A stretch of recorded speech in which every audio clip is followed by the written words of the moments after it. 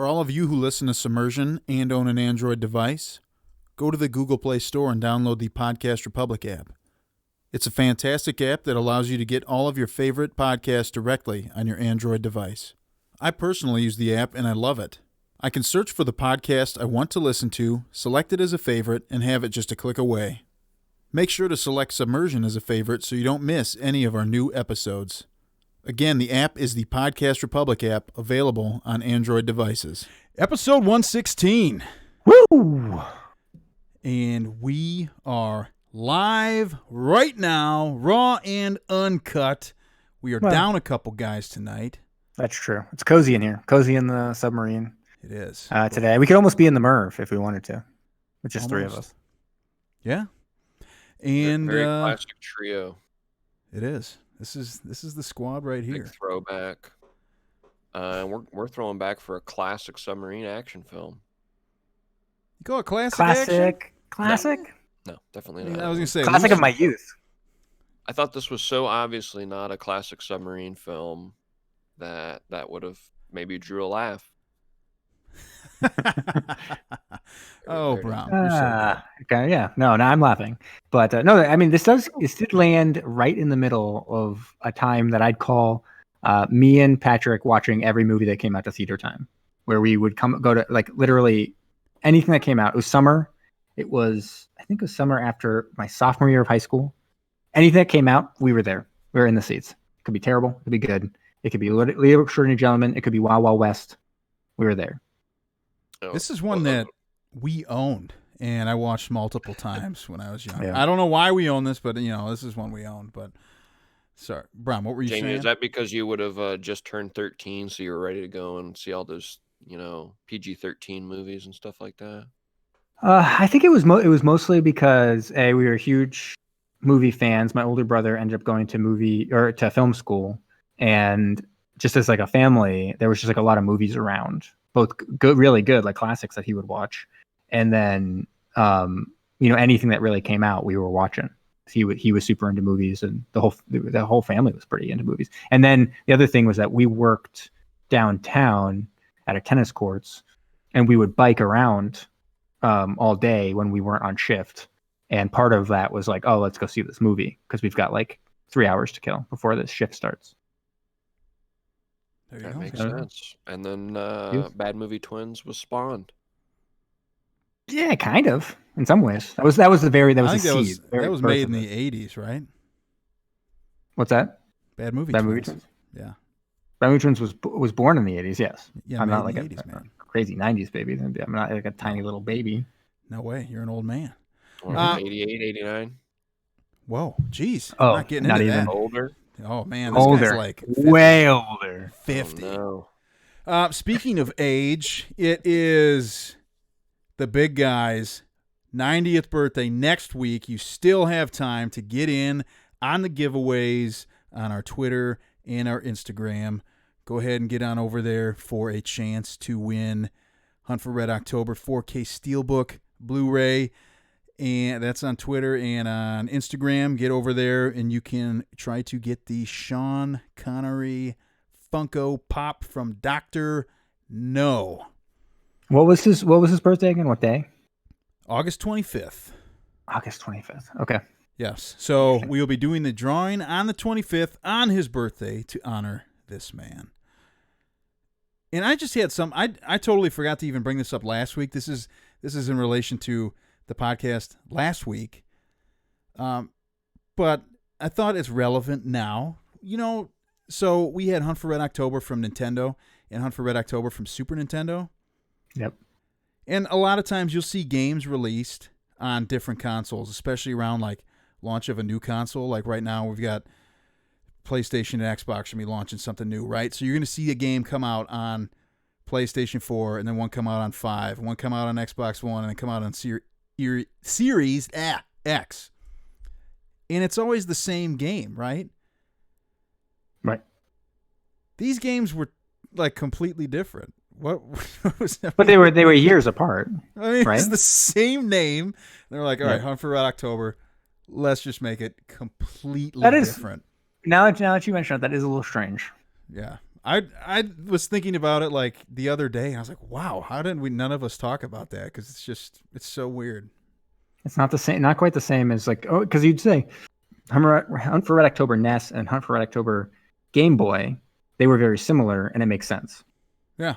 But then they decided, you're right, they decided to just remake a game, but for something different. The only thing that's similar to that is me and Patrick are playing a lot of adventure games on the computer, and they redo those adventure games, or they did pretty frequently, because they have new graphics, and they're like, oh, we're going to make this like new graphics. And then they'd make like a whole new different like aspect of the game, because they're like, whoa, we have this new thing you can play a computer game. Look, we got a mouse. And like, I feel like you got that with the DS a lot too. Yeah. And you had, we got this new crazy thing. And all of a sudden they make this game that was similar in general, but then with this like crazy aspect to it added in. But it's like, it's the same game, but maybe like a different control or something. Not like, but I think we're going to call it the same thing and make it completely different, right? But I think they would have done that if it wasn't for the fact that the Soviet Union had fallen. That's my theory. Oh, there you go. There's then they changed the entire storyline into something crazy. Nintendo will relabel games all the time. It's not exactly what you're saying with Hunt for Red October, because they made a new game and called it the exact same thing. But I know like Super Mario Brothers 2, right? Was like a completely different game. It was about a boy that rode a magic carpet in Japan, Japanese game, little Arabian boy. And then they come out with Super Mario 2 over here in America. They just reskinned it, but it's the same game. Yeah, even funnier because the idea was that the real Super Mario 2 that they released in Japan, they deemed too hard for American audiences. We weren't good enough. Hey, let's just try to see what they can do with Hunt for Red October, and I think they proved themselves right there, huh? Yeah, they were like, look at these assholes. Anyways, yeah, that's not what we're here to talk about tonight. No, usually this would be where someone would signal something about how we were going to launch quickly into the movie that we were watching. If only somebody could literally do that for us. But no one can. Hopefully we can hear it on the stream. Dive! What began as an innocent conversation among friends would soon spiral out of control and later be referred to by future generations as the eighth wonder of the modern world. Mac East Studios takes you on the journey of your lifetime as your captains, the artist formerly known as Brom, Jamie the Ointment, Kyle El Capitan, and the Gruesome Twosome present Submersion.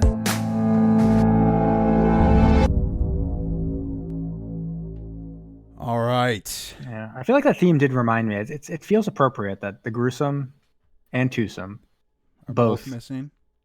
But yeah, like the unit that they decided today. It was not the day. League of Extraordinary Gentlemen, to introduce it, was not the day that they were going to be together. Although Zach, I guess, did something special for this. Yes, while Zach is not here, you will still hear his gorgeous voice later in this episode. Oh, wow. I feel like they've been pretty good about showing up as of late, which is... Oh, yeah. I'm not. That's what I'm saying, but I'm saying it feels appropriate that together, like the unit that they would. The unit, huh? Mm-hmm. The unit. All righty. All right. Who's got some information on this guy? Yeah, Brom, what did we watch? We watched The League of Extraordinary Gentlemen. It is an adaptation from a comic book. What's the comic company? Is it DC? It's not DC, is it? No, I don't think so. It says but it's DC. DC might have bought the company that had this. It was released. It was an Alan Moore comic or graphic novel. Yes. And the film was released in 2003. Mm-hmm. The comic ran from 1999 to 2018. So relatively recently, they put it up on the shelf. But not to spoil it too much, but I've heard from a few sources that the source material, as is often the case, is much better than the movie. I also, and this is some aspect of the trivia in some ways, is that this was something that they had started rolling into production prior to the release of the first issue of the comic. So it had not been released when they had a script in preparation. Really? they were working off notes with Alan Moore, and there was a controversy involved with that aspect of it. But I can get to that, the trivia. It's no big deal. Okay. The stars of this film, though, I mean, I think it goes without saying who the star of this film is. Yes. Oh, definitely. Yeah. It is Sir Sean Connery playing Alan Quartermaine. Yep. And we have like a pretty solid set cast of characters. A lot of movies we get, it could be, I don't know, anybody. You see them maybe for like 5 minutes. This one, I mean, you pretty much with these people the whole time. And forgive me for butchering this name, but Nasiruddin Shah, maybe. Yeah, famous Indian actor. Yes, he plays Captain Nemo. Peter Wilson plays Mina Harker. Tony Kieran plays Rodney Skinner. Stuart Townsend plays Dorian Gray. Shane West plays Tom Sawyer. Jason Fleming plays Dr. Jekyll and Mr. Hyde. And Richard Roxburgh plays M and the Phantom. And something here... Sorry. Spoiler alert. Oh, yeah, sorry. I didn't mean to... Yeah. Something here that blew my mind. So I was watching this movie, and my wife doesn't really know movies that well, or actors and actresses and stuff. She cannot tell Face me blindness. Who the heck that person is. So I'm watching this movie. She comes down, and Tom Sawyer is on screen, and she's like, "Oh, that's Shane." And I was like, "From A Walk to Remember." She's like, "That's Shane. I can't remember his name," but it's.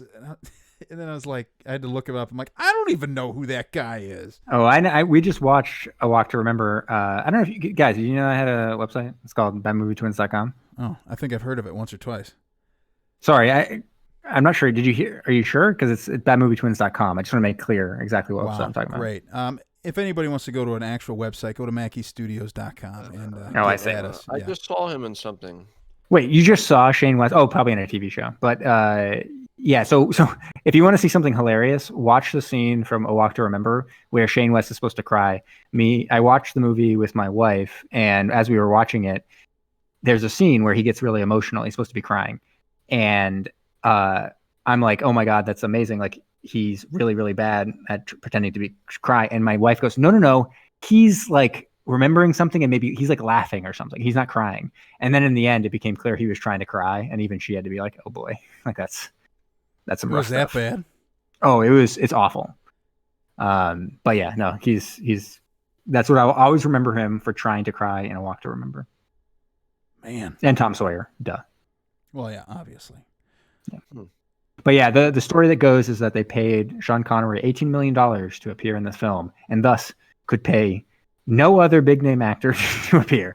And thus we get this ensemble of basically character actors or people. I mean, I know these people from things. Like, as I said, Mina, the woman who played Mina, Peter Wilson, she is La Femme Nikita, and like Stuart Townsend was in Queen of the Damned. He played Lestat in that movie. And that's, so I know, and Roxburgh, he was in Sanctum, the James Cameron produced film. Yeah, I feel that kind of stuff. I recognized everybody, but just you pick these people up here and there. Well, you see, when I quote unquote recognize these people, I was because this is like, Stuart Townsend, he's Dorian Gray. Like, I think that should have been Johnny Depp. Right. Richard Roxburgh. That should have been. God, what's his name? That guy, right? Stellan Skarsgård. Perfect. Skinner, the Invisible Man. That should have been. That should have been like Jason Statham or something, you know? But why? I don't know. Maybe Jude Law, somebody, right? Give me someone somebody. Invisible. I don't know. Doesn't really matter who it is. Could be anybody. Yeah. That's what I kept thinking when I was looking at these people. I'm like, okay, this is like somebody close. Yeah, it's like and not that Jason Fleming has been on the pod before. Yeah, what was he in? I remember that. Actually, he was Azazel in X-Men First Class. That's right. The Red Nightcrawler. That's right. Yeah, because I liked him in that. I liked him as a Red Nightcrawler. The Red Nightcrawler. Anyways, should we get into this? We've kind of been going. I think we really should. Yeah, we're pretty far off course. All right, so it's 1899, and lest you forget where we are when we're talking about League of Extraordinary Gentlemen, they give us a million intertitles to tell us exactly where we are at every point in the movie. So, 1899 in London, we open up with everyone being like, there's a bunch of bobbies. Stop. What? Jason Fleming was also in Below 2002. Oh, Below. Okay, see, I knew. Yeah, I knew he was in one that was one of the main like submarine ones. So wait, sorry, you said Below starring Johnny Depp? We never watched that though. Correct. We haven't. I apologize for mentioning it and interrupting you. No. So anyways, we're in England. There's a bunch of old-time English bobbies. They're walking around. They're like hitting their little bobby sticks. They're like, hey, what's going on here? No need to have a gun or anything of note. We just have these sticks because we might have to knock someone on the knee or something like that. But instead, they start hearing something like, what's that? And around comes a tank. So it's basically like the edge of between like cavalry and stuff like that. And they even say this in some like text crawl or whatever. And everything's been like cavalry and old-timey war stuff. And now we're transitioning to like the imperial age, the industrial age, and we're going to get these like tanks. So this big old tank, and it's basically crushing, like literally crushing bobbies as it heads toward the Bank of England. And it busts through the Bank of England. This part was super weird because it crushes that guy, and this guy's standing in front of the tank. He's like, stop, stop, stop. And then you look, where are the treads on the tank? They're on the side. On the sides, yeah. Where is he standing? Directly in the middle of the tank. Yep. Yeah. And he gets crushed by the treads. Well, he get crushed by the tank. All right. Well, all right. Yeah. His hat got absolutely crushed by the treads. It fell off and fell under the treads. Anyways, he busts into the Bank of England. They bust in and crushes all the way through, comes all the way up to the vault. It opens up, has a little cannon, busts into the vault. People come out. They have automatic rifles. They shoot everyone who comes in there. And we see a guy disfigured. We're like, oh, look at how disgusting disfigured. There's no trick here. There's no way someone would pretend to have like disfigured face like that. And he's got like a mask on, and you're like, oh, the Phantom of the Opera. And he's the Phantom. And they open up the vault. They go in there and they grab what he's really after, which is Leonardo da Vinci's blueprints of the Venice foundations. Bum, bum, bum. They're going to do something with Venice. And then there's all these newspapers. Were you about to say Leonardo DiCaprio? Same person. Well, I mean, pretty much. But yeah. Okay. Immortal. I just want to make sure. But yeah, so there are all these newspapers. They flash up and they're basically like, England blaming German, because they were speaking all German and stuff like that. They were kind of trying to trick people, be a little tricky. Because then we see them doing the same thing, but with a bunch of German scientists. Of course, Germany being known for like chemistry and science and all kinds of stuff. They're getting like a bunch of scientists, and that's what they're doing. They're stealing scientists from this German company or whatever, but they're all speaking in like British accents and walking around like with their British accents and doing that kind of stuff. And now there's newspaper stuff saying, oh boy, like England is angry at Germany, Germany's angry at England, like things are coming to a head. There's all kinds of stuff. There's potential for world war.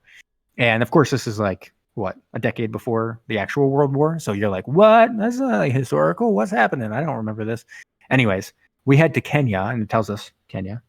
And there in like a little villa is Alan Quartermaine. And someone comes in there, a recruiter, who comes in there, Sanderson Reed, and he comes in to talk to Alan Quartermaine. He talks to a guy, and I'll tell you some stories. Oh, it'll be fun, adventures. And he's like, no, I need Quartermaine's help, not some mumbo jumbo or whatever. I need action. And so then, who turns around but our boy, Sean Connery? Yeah, here we go. He's like, okay, got me. That wasn't Quartermaine. I'm Quartermaine. Duh. Look at my muscles. Look at my abs. 73 years old. Don't even worry about it. Wink. And what do I need with the Empire? Right. So he's not super into this idea at all. He's like, don't want to help you. Hate Great Britain. Not into it. Ready to relax. Ready to retire, which is more or less what he did after this film. But foreshadowing of his real life. I know. All of a sudden, a bunch of assassins come in and start shooting up people, including one of his friends. And they shoot his impersonator guy. Right in the chest. He springs into action, spry as a gazelle. He springs up like he's 55 years old rather than 73 years old, and is tumbling all over the place, doing all kinds of crazy shit, shooting people with guns, taking out people. They've got like chest plates and machine guns and all kinds of stuff, but he's like, doing all this fighting stuff. Oh. He subdues everyone.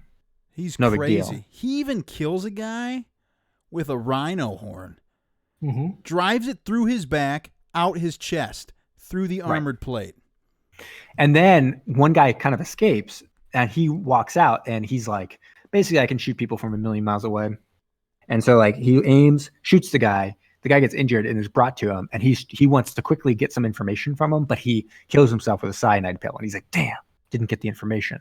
And meanwhile, the whole place that he was staying in, that villa place, blows up in a giant explosion. So he's like, fine, I'll do it. And so they head off to London. That's funny. Your house just blows up. You're like, dude, I'm getting out of here. Yeah. I need a vacation. And so he heads up to London, and they head up to a meeting with where he goes down a million stairs and ends up in this like long boardroom, and M is there from James Bond. And they say, hey, I'm M. They call me M. And pretty much I'm assembling a League of Extraordinary Gentlemen. Ever heard of it? There were a bunch of them before. I really haven't, but yeah. I can't do his voice. Maybe Brom can do it, but which one? Of Sean Connery? Yeah. He's like, I'm the man now, dog. That's what he said. I'm the man now, dog. That's what he said. And then he look at me. I'm the captain now. Yeah, exactly. Close. Captain now. Close. Yeah. And so then he's like, what? Yeah, I'm extraordinary, but you're saying gentlemen, plural. I'm only saying one gentleman here. And where are all the other extraordinary men? And all of a sudden they start bringing him out. First up, Nemo. Thank God for the podcast, right? Who comes out, and he's an Indian Raja or whatever. It's much closer to the actual book than most adaptations anyways. And he comes out and he's like, well, hello, I'm Nemo. And Quartermaine's like, I thought you were a pirate. And he's like, I'm insulted, but that's okay. And then they're like, there's another person. Isn't he like a little fish in one movie? Yes, yeah. He is. He's a tiny little fish in one movie. He's lost, but luckily he gets back with the help of his submarine. Yeah, Ellen DeGeneres gets him. Yeah, the Nautilus submarine. Anyways, he has like a booklet of other people that are going to be in it. In comes like Mina, and like, who's this broad? Am I right? And Kyle, you got like a little clip for that guy, right? Oh yeah, I've definitely got a clip because Quartermaine, he's not too keen on women necessarily being around. I've had women along on past exploits and found them to be, at best, a distraction. Whoa! Ooh, you know what he means. Easy, Mr. Quartermaine. Right. And so she's there, and no one. You're like, oh, what is she? What is she even doing? Like, we're not really sure. And it's like, oh, she's important for getting like one of the other members like in. And then they're like, well, who else? What's this guy? And he's like, oh, you remember the guy who was like the Invisible Man? And like, oh yeah, the Invisible Man. Well, this is another guy who's also an Invisible Man. And it's like weird, but okay. Because they're like, yeah, the first Invisible Man died, but this dude stole that guy's formula. Right. And then I think that's the only people that are currently part of the group, right? Because then they're going to head off to grab Dorian Gray, who seems to have no superpower other than experience. They say, "Oh, invincible. We'll learn." Well, no, they don't know that yet. But what is explained to them is that it's experience, quote unquote. And something that should also be noted. Find out what that is. Something should also be noted here: the Invisible Man, Mr. Skinner, must be naked to be invisible. Right, and then he puts on a bunch of like powder to make himself non-invisible, and it is funny here where like they use computer graphics to make him invisible. Oh my gosh! It was fairly impressive, like the computer graphics that they had at this time, 2003, looked pretty good, especially like putting on the jacket, all this kind of stuff. It's like, okay, cool. And then when he would put on the powder and be like, and this is how I'm not invisible, they would just cut to another scene, and he would just be a person in like white makeup. And you're like, great. Yeah, you're like, wow, you just dip that dude in like a bunch of cocaine and flour or something, but right. Yeah. Similar thing they did with Jekyll and Hyde. They just kind of made a big flash on the screen, and then they would like have a different version of him, and then another flash on the screen, and another version. Like you could tell they were taking a step away and adding more prosthetics to the guy. Yeah, very similar. What he looked like was more or less like you know that movie, The Powder? Yes. Yeah, so it's like that. Not Jekyll and Hyde. I don't know what Skinner by lightning. Yeah, exactly. Yeah. Powder. You never seen Powder? No, never seen Powder. Isn't there a sequel? Is there? Powder 2? There might be. My God, even more lightning. Anyways, they head off to Dorian Gray, which is on the intertitle, the London Docks. And they head out there. It's Mina's former lover. And so they head in there, and they're like basically talking to him. And he seems like a total dick face. He looks like it's like you would just want to punch him. Punch him in the stupid face. He's got a tiny little mustache. He's like, so, like, what are you, and they're like, Johnny Depp impersonator or something? He's like, Yeah. And then they look and they're like, "Oh, why are you missing a portrait?" He's like, "Don't even worry about it." And I'm, as a viewer, I'm like, I'm kind of worried about it. And then they're all sitting not around. a Powder sequel, just to clarify. Okay. Well, I wouldn't have thought so. But anyways, they get, all of a sudden you see they get surrounded by bad guys. The Phantom's henchmen are there, and the Phantom's there. Oh my God! But up there's someone who was following them, a young scrappy buck who's up there, and he's like winking at Quartermaine. He's like, "What up? I'm ready to go after it." And Quartermaine's like, "Cool beans up there," and he's like, "Good to go." And then all of a sudden they get in a big firefight. They kill all these people. Dorian Gray's invincible. That's what we find out. Basically, his portrait, obviously, keeping him young, and is taking all the damage that he has over time. And so he gets shot a whole bunch of times, but he basically survives and is able to kill a bunch of people. He gets shot like a million times with a fully automatic gun. Like point blank, right to the chest, man. Yeah. And then is this where, do we find that Mina is a vampire here? Ooh. Yeah. Do we? Oh, I think she goes off and bites somebody. She bites someone here. Oh yeah, because she's kind of taken hostage by someone, and then she bites them. Quartermaine goes after the Phantom, who's able to escape, and all that kind of stuff. And meanwhile, Nemo's down there, and it's great because people have guns pointed on him, and he pulls out a sword, and he's like, "I walk a different path," and he just kills him with the sword. They don't even attempt to shoot him with the guns. Well, he's doing all kinds of martial arts, and so anyways, they're like, "Okay, well." Now that we've got this, next up, Venice, right? And they're like, no. First up, we got to go to Paris because we've got one more member to pick up. And that's basically old, Dr. Jekyll and Mr. Hyde over there is ravaging Paris right now. He left London, ravaging Paris. We got to capture him and get him on our side because he's like an indestructible weapon. He's basically what you'd call, how would I describe him? He's kind of incredible, and he's also like a hulking being. What would you call him? I think I might call him extraordinary. An extraordinary Hulk. Good call. Yes. And so they Uncanny Hulk. Good one.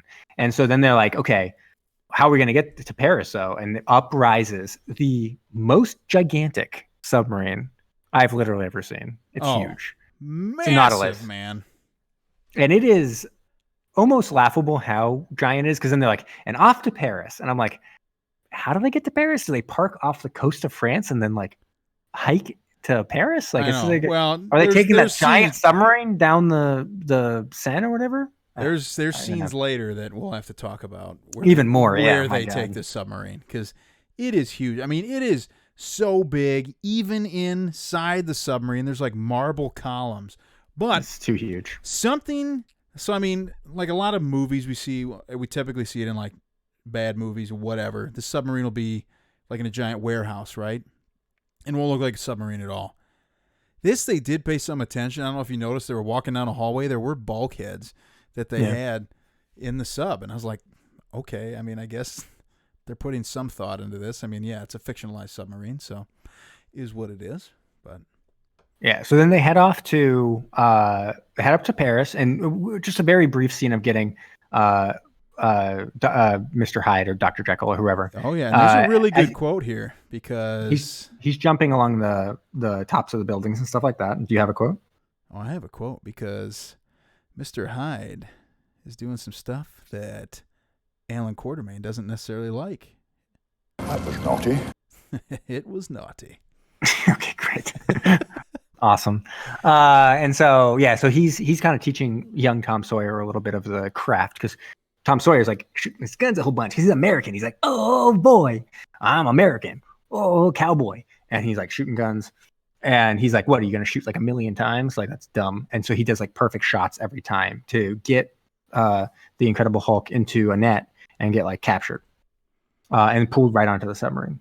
And then when they go and see him on the submarine, he's like destroying stuff. And they just think he's like this giant kind of like hulking person. And they're like, oh, look at this monster. But then he like slowly calms down and becomes just a regular sized person. They're like, oh shit, he's like a person with this like monster inside him. But I mean, when we say monster, this guy is hulking huge. I mean, huge. Biceps bigger than my body.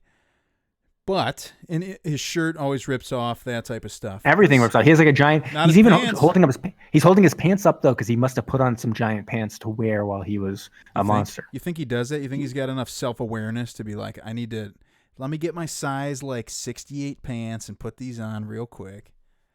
I think so. Wow. Yeah. So anyways, they head up now they're ready. They're ready to go after Venice. So they head off there, and this is where we can talk about it. They're cruising to Venice, and they're cruising the canals, and I could not help myself. While I was watching it, I was like, Googling, how deep are the canals of Venice? Do you know how deep they're? Like 14 feet? 1.5 meters to 2 meters. What? That's it? Yeah. It's shallow. And this is the biggest submarine I've ever seen, just cruising around these little canals. The sword of the ocean. It's not the sword of the canal. Yeah. It does not make any sense. We actually do see another submarine here in this scene. We briefly, do very briefly. And for a second here, I thought, because like the Nautilus is going underneath these bridges, and I thought it was just going to continue on and on and on and keep going. But I'm like, there's a giant sail on the back of that. And at least they acknowledge that, right? Because they say we can't go any further. Yeah. The only. Sorry. I think I jumped ahead a little bit. They did have some scenes while they were going between Paris and Venice where they establish a few things. One is like everyone's in love with Mina, but like Dorian's got some kind of connection to her from their past, and so there's like a love scene between them, which is kind of weird because he like shatters the glass and like cuts her and stuff like that. Doesn't seem particularly sexy, but they maybe you just don't know what love is, man. No, they do make love. I'm not going to say sex because this was truly love making, and so they make love. And then we see that some weird stuff is happening. There's like some sabotage. They're a little bit off course, which is weird. But there's like some powder, and they think it's from someone taking a picture of like the special technology that's on the Nautilus. And they're like, that's weird. And then like Dr. Jekyll, Mr. Hyde. Is that right, whatever, whichever one figures out Dr. Jekyll and Mr. Hyde. Yep. But he figures out one of the vials are missing, and everything that's happening, they're kind of thinking, well, the thing that makes the most sense is that the Invisible Man Skinner, an Invisible Man Skinner, is right. Do not use the term. He is not the Invisible Man. He's an Invisible Man Skinner. It must be doing it because he hasn't been seen around because he's invisible, and these are things that would be the easiest for an Invisible Man to do. And so they all start being like, Skinner is a bad guy. He's hiding from us, and he's bad. And so they already know there's sabotage about a saboteur, if you will. Say it isn't so. And so even when they get to Venice, they're kind of aware of the fact that Skinner seems to potentially be on the other side.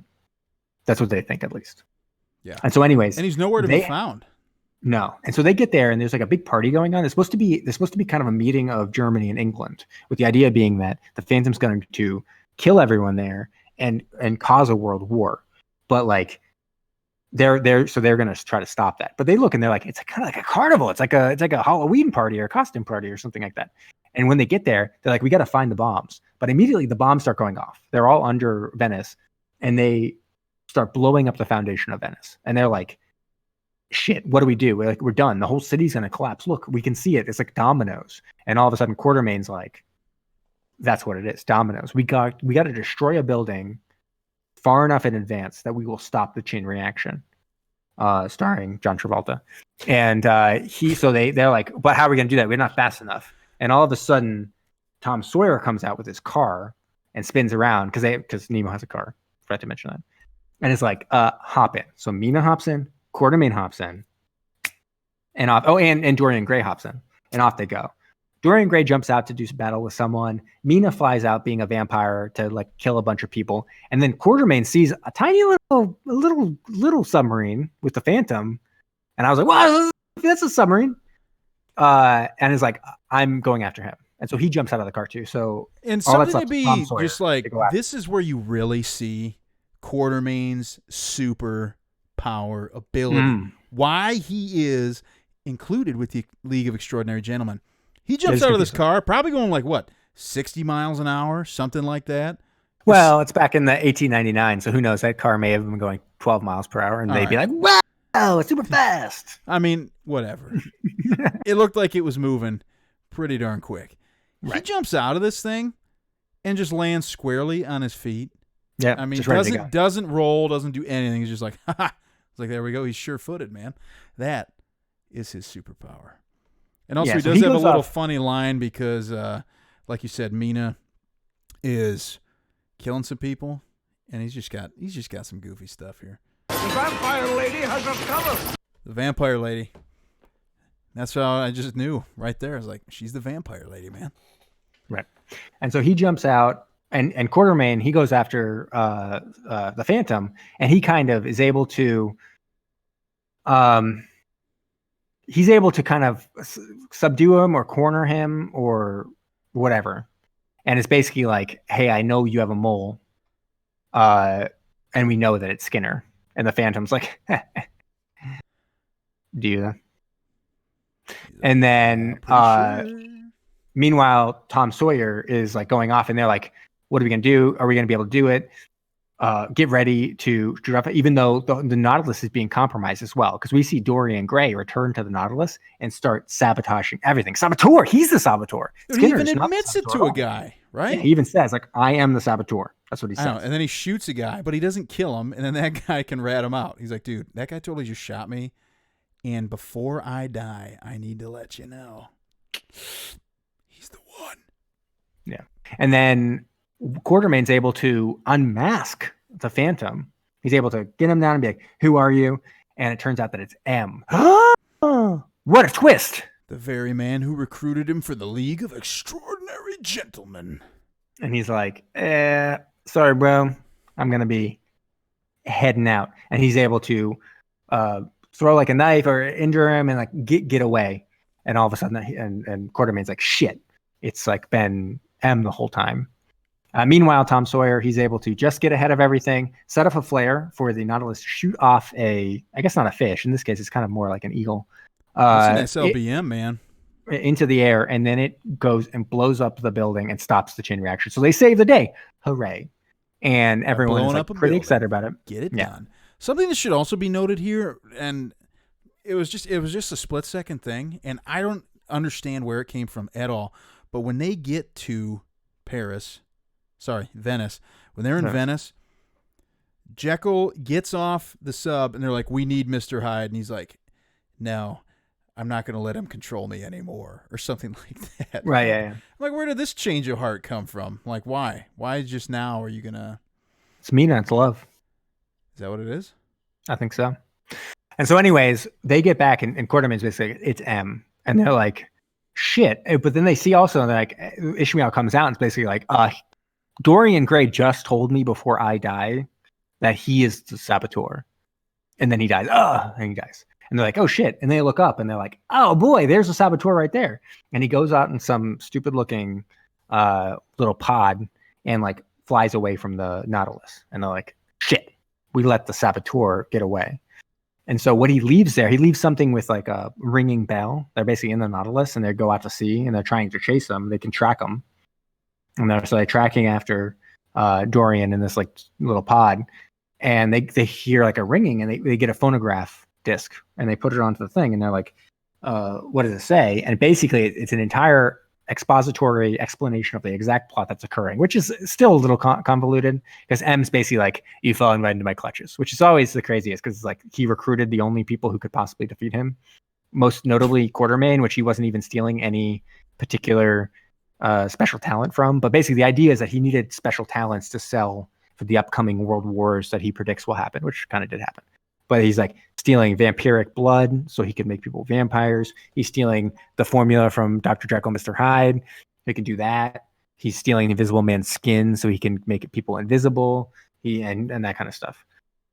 Quartermaine was the only one who could get, how did I explain this? Yeah, I mean, a little bit. Yeah, but and basically he's like, you've fallen right into my track. Quartermaine was the only one who could get Mr. Hyde, so we couldn't avoid having him on here, and that's like a little bit treacherous. And you brought Tom Sawyer on, which we didn't plan on, but still everything fell into place. We got all the pieces that we wanted, and they flash back to all the times that Dorian Gray was collecting all these pieces of these special talents. And now you're all going to die, because guess what? This disc has actually triggered self-destruct, and the Nautilus is going down. And it explodes. The Nautilus is sinking to the bottom of the ocean. It crashes and burns. Everyone dies, and that's the end of the movie. So yeah. I guess we were pretty close. Pretty incredible. Oh, sorry. Yeah. No, incredible is good. Really? No, incredible is a good word, because the Incredible Hulk, aka Mr. Hyde, Dr. Jekyll, he takes his potion despite his misgivings. and decides I'm going to use this to save the boat. And he goes down. He's able to what is the term? He's able to blow the ballasts and allow the Nautilus to rise back up to the surface. They're able to fix up the boat. And something interesting here with Jekyll and Hyde is rather than just have, a lot of movies you have an inner dialogue with yourself where you can hear their thoughts. He'll look into a mirror or whatever and see a reflection of whichever one they're not. If you're Hyde, you'll see Jekyll. If Jekyll, you'll see Hyde, and so forth. So they kind of communicate that way. And it was done in a clever way. Like he would look into like a window or like a small, like a piece of metal on like a locket or something, where it wasn't always like in his mind or something like that. It was always like little reflective areas around the screen that he would kind of turn and talk to himself. Right. So anyways, they're at a bit of a loss at this point. Well, how are we going to find where we need to go? But turns out Skinner, good guy, is actually stowed away on board of that little pod because he's invisible and hard to see. So he's tiny. Invisible. He's in there with M and Dorian Gray, and he's naked. Yeah, exactly. Just doing his thing. And he says, guess where we're going? Mongolia. Mongolia, baby. No way. The frozen lakes of Mongolia. Get on board because you got to head over here. Take these people out. And so basically, they've got it all set up. They have this factory in Mongolia. Seems, again, just like that nuclear power plant in the Arctic that those terrorists had in Hunt for Red October. I'm a little bit questionable about like the trade routes here for these frozen lakes of. All right. All right. Hear me out on this. Total conspiracy theory. But Connery, Hunt for Red October, Connery, producer on this movie. You think he's like, hey guys, just throw me a bone here. Put some kind of power plant in this frozen tundra. That's true. And then be like, oh, this is kind of wouldn't you say it's a terrorist power plant? And everyone turns around and goes, actually, yeah, that SNES game was actually pretty good. Yeah. It's like, yeah, okay. So anyways, they're like, okay, we got to infiltrate that place. They've got all kinds of scientists. They got the scientist families and they got technology and we got to take them all out. And they're like, great. And they're like waiting and Skinner comes and there's like a tiger at some point, whatever. It's no big deal. It's all very artistic. And Skinner comes and basically, I'm naked, I'm cold. By the way, here's how we get in. Here's how we're going to split up. And we're going to take out all the people involved. And it's going to be no big deal. And so they run into this place. They start freeing everyone. And they're all geared up. Like M is all geared up to take all this technology and start selling it all over Europe. And it would start a world war almost immediately, an arms race that would culminate in a world war immediately. And he's all set for it. And all of a sudden they start getting an alarm. Uh-oh, people are getting freed. And he's like, they're like, shit. Well, that can't be good. And all of a sudden, we get all kinds of battles going on. Quartermaine's going after M, a.k.a. James Moriarty, because he's revealed to be actually the arch nemesis of Sherlock Holmes, James Moriarty, a.k.a. the Napoleon of crime. And then Tom Sawyer's kind of helping out with that plan. Skinner's helping out, like putting bombs in places to light stuff on fire. Other people are freeing people and that kind of stuff. And they kind of have to start doing battle with all the different technology, other than vampires. Oddly, there's no vampire, but there's like someone turns themselves invisible, and Tom Sawyer has to do battle with that person. Someone turns himself into a even crazier, huge, Incredible Hulk, Jekyll, Mr. Hyde monster. That Dr. Jekyll has to do battle with. And then Quartermaine's just doing battle with Moriarty /M / the Phantom. I think they were calling him the Abomination. Right. And so... And then so Mina and Dorian are fighting. Right. Yeah. Dorian sucks at this point. He's hanging around, but he just kind of sucks. And yeah, Mina's able to kill Dorian by revealing his portrait. And that he like absorbs back like the years and years and years that he's in. He grows old and becomes like a gross skeleton. It's like creepy and gross. Tom Sawyer is able to barely survive the Invisible Man / a flame-throwing robot of sorts. Whatever. All right, hold on. That guy was dressed as the Black Knight from Monty Python and the Holy Grail. He had like the same type of outfit on, but he was just equipped with a flamethrower. Yeah, he was really using that flamethrower though. Oh, he was. If you have a flamethrower, you're going to use it, man. Yeah. And then Dr. Jekyll, Mr. Hyde, he's able to get into like a weird, it's like an icicle cavern of sorts. and the other Hulk is basically about to kill them, but then they're able to explode him, or the explosions happen and kill him. So something that's really funny there too is Hyde he's doing battle with the Abomination, and Nemo is leading like the prisoners out, and Hyde's like, Nemo! And so Nemo runs and turns away, and he's like, get out of here. He's like, what? You just called me back, man. It made no sense. And you so recall then that at all? No, you don't recall that? No, there's just so much happening at this point. There's a lot going on. There's a lot happening. And Quartermaine, he gets injured while he's fighting M, and M is able to jump out of this building. And at first I was just like, that's the craziest looking thing. Because he has some kind of like parachute, like cape thing. Yeah, he just jumps out of the top of a tower and like lands on the ice, no big deal. It was Batman's cape. Yeah. It was like and he's running away now. Cape combo. Yeah. And Quartermaine's, he's injured mortally. We don't know at the point, but Tom Sawyer comes and he's like, oh shit, like he's getting away. He's like, we got to shoot him. And he brings the gun to Quartermaine. He's like, I can't, I'm hurt, my shoulder. And he's like, you're going to have to do it, son. No, his glasses were broken. Yep. Oh yeah, that's right. He can't see because he's old. He's an old man. And then he's like, you got to do it, son. And basically they like kiss each other on the lips and stuff. It's weird, but all that kind of stuff. And Tom Sawyer goes over and remembers all the lessons that he learned from Sean Connery. Basically, and just wait and just hold, shoot. And he shoots the guy, and he's about to get to the submarine. And so he's already pulling on his dick. Like he's got it like half unfurled when he gets like shot by I'm talking about Moriarty, and he falls on the ice. He's like, and that's basically the end, except they turn Quartermaine, he dies in Tom Sawyer's arms. And he's like, no, Quartermaine. And like, we got to take this boat back from Mongolia. How'd we even get here? Seems like it's a million miles away. My God. Let's go back to Kenya real quick. And we got to bury him where he was like blessed. He's never going to die. Africa won't let him die. So they go back to Kenya. He gets buried next to his son. Is that right? Or his wife or whatever. All right. So remember earlier in the movie, when he was talking about women being distractions, he's like, I've buried a lot of wives, a lot of mothers and stuff, and then they bury him in this graveyard. So I think it was his son, because he's talked about how he's lost. Yeah, he talked about his son has died. Yeah, and then he buried, and then we see this end. They're like, we're going to use our things for good for the sequel. Don't even worry about it. And they leave, and a witch doctor comes up, and actually, that may be I don't even know if that's correct. I don't know if it was a witch doctor. It may have been just a regular person. I have no idea. But he comes up and he starts blessed chanting. By a witch doctor at some point. Okay. Fair enough. So it's a witch doctor. And he comes up and he starts chanting and stuff like that. And a lightning bolt hits the grave. And the implication is, of course, that he would be reborn. But we do not see a zombie hand come up and grab that rifle. I was just waiting for it, man. Just for that hand, Connery's hand, to shoot up and grab that thing. Oh. One would have thought, but did not happen. That would have made this a 12 out of 12. As it is, it's 11.5 out of 12. Yeah. No. And that is League of Extraordinary Gentlemen. Yes. 2003. Instant classic. Won Best Picture. Best Screenplay. Best music. You're stomping all over trivia. Oh, sorry. Who wants to go first in terms of ratings?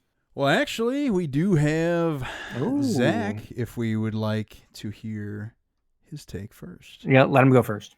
All right, let's do it. It's time for Zach's review. Zach's review. Just gonna hear it. Zach's review. The League of Extraordinary Gentlemen. Zach's review. Come on, Zach. I gave it a 3. It was Zach's review. He gave it a 3. Tighten it up. Oh, there it is. Is that actually it? That's wow. It. Okay. That's it. That was great. Wow. Cool. I was expecting, maybe anything, but not that. I wasn't sure what that was. So I don't know. Yeah. Who wants to go next? I prefer that over what I had in my head. I'll jump in next because I was actually going to give it the same score. What? What? This film was bad. I remembered it not getting very good reviews. I didn't realize it was reviewed as poorly as it was, but it was well deserved. People hated this. Yeah, it was really bad. I was taken aback. And I don't know if it was in large part to not having a lot of talent around Sean Connery, but I really don't suspect that was the issue. I just think it was not very well adapted from the comic books. It was very campy and just stupid. I mean, it didn't make sense. Too many loopholes for me. And I think that it set the tone early again, like the guy gets run over by the tank tread, and it's just like, this doesn't make any sense. No, man. I think the most interesting things for me, there was kind of like the twist for me, and maybe I just missed it, but it was a twist for me. I'm like, so wait, they're just like 20 years behind on technology or whatnot, and they're like amazed by like technology they would have discovered like 20 years later or something. And then it was revealed that there's this guy who's stealing all the world's scientists, and basically they're developing technology under coercion. And this guy's just grabbing all those people, and so his guys are the only people with this technology. I'm like, okay, that's kind of interesting, but I don't know.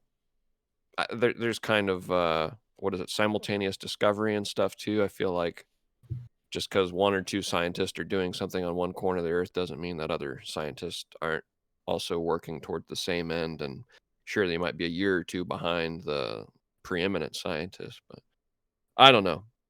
Kyle, am I blowing your mind right now? You're blowing my mind, man. Looks like it. See that staring right at you? Yeah. Piercing gaze. Have you guys ever seen Penny Dreadful? No. It's similar, right?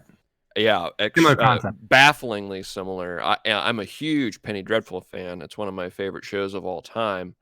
And I didn't realize that the League of Extraordinary Gentlemen was like utilizing like literary characters just the way Penny Dreadful did, even using the same characters.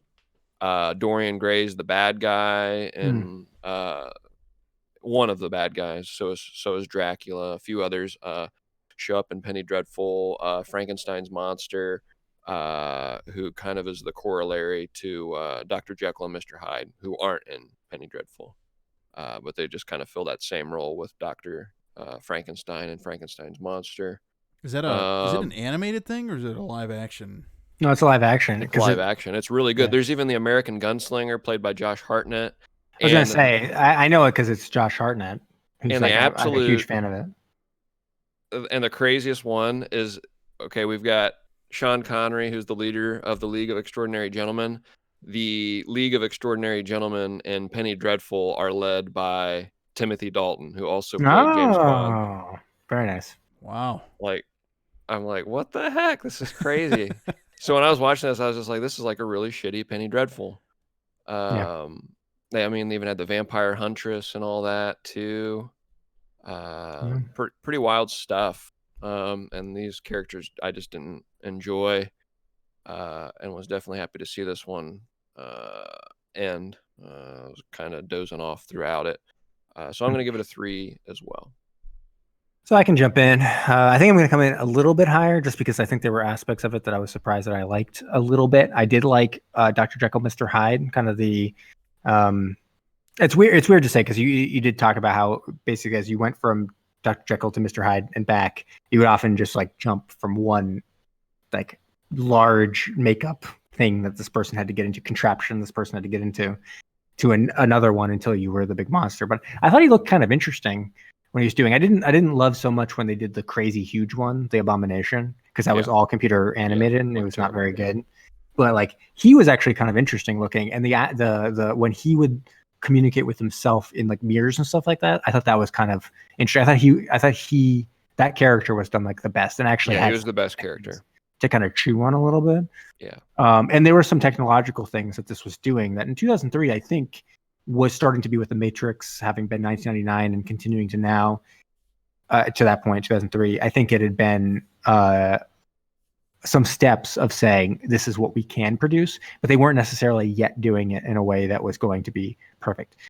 But I can't give it too high of a score because I do think when I look at it and kind of say, where is this fall on like a Batman scale? Like if you're looking at Batman, you would say, is this Batman? No. Is this Batman Returns? Hell no. Is this, Batman Forever? You're like getting closer. Yeah. And then it's like, is this Batman and Robin? You're like, no. It's better. I think it's better. It's better than Batman and Robin. Like Batman and Robin's crazy and it's lunacy. It's just like insanity that they even made that the way that they made it. But this kind of comes in somewhere between those two. And I don't even like Batman Forever. And that's kind of the point, is that I think it's not complete and utter kind of campy garbage that they made a mistake in how they did it. I almost look at it more like the Tom Cruise, The Mummy thing, where it was just a mistake how they started the franchise. Like the franchise could have been good. They could have started off on a foot that was good. This was not the way to do it. And that's in the end of it. It's not really anything crazy horrible to the point where you have to say, oh, it's terrible. But like you look at The Mummy and you say they could have had something that was interesting, a franchise that was more horror based than action based, but they decided to make it a Tom Cruise film and it's not very good.